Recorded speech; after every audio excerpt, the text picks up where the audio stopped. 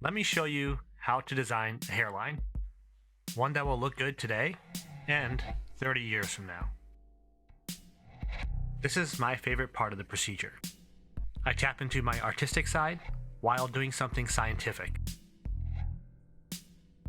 Ari is our patient today. Say hi, everyone.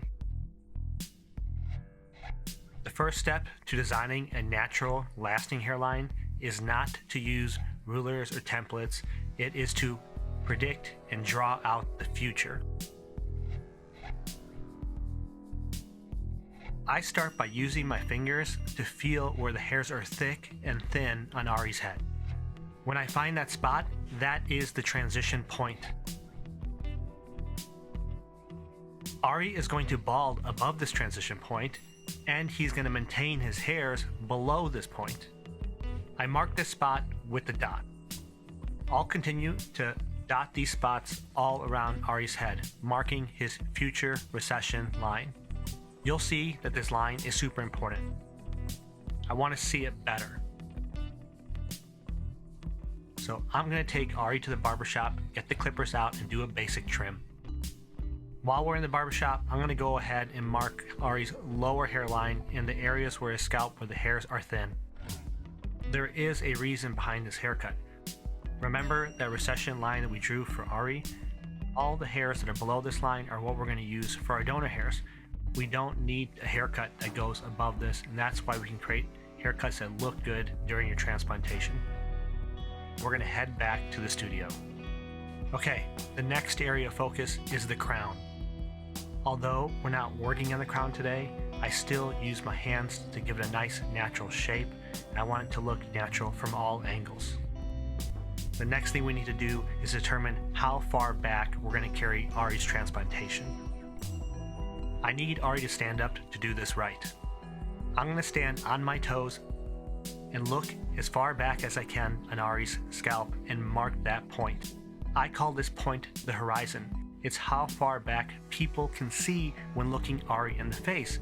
When I stood up at 6'3", I represented most of the world and how tall they are, and I can see back to that point. Anyone shorter than me would not see that far back, so we need to make sure our restoration carries back that far.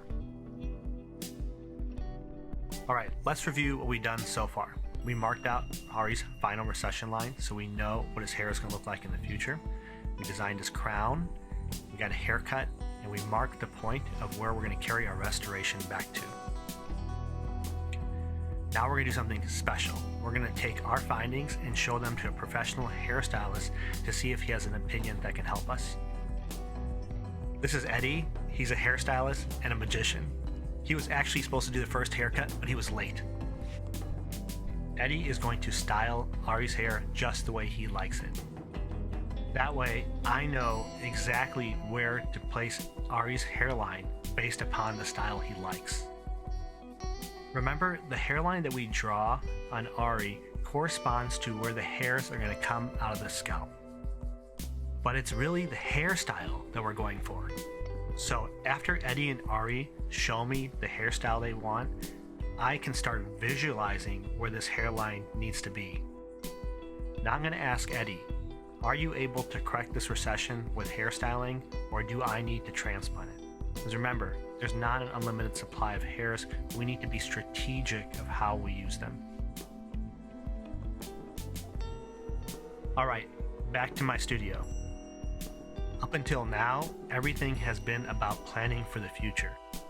But now comes the cool part. We're going to start drawing a hairline, connecting the present to the future in a natural, evolving way. No textbook guidelines, no rulers, no levels, devices, or lasers. Just an Indian and a Sharpie. Actually, two Indians, because Ari's Indian too. So this is what I do. I just take my hands and I push down Ari's hair so I can see where the hair comes out of the scalp and where the hairs project to, like the style that Eddie made. And all I do is move my hand back and forth to kind of see where Ari's hairline should be in relation to his face. I would say, where would this guy look the most beautiful? And that's where it goes. I'm going to start by drawing the hairline from the side. I see the point on the future recession line and the current temple that I want to connect. We know that Ari's temple is going to recede to the future recession line that we drew.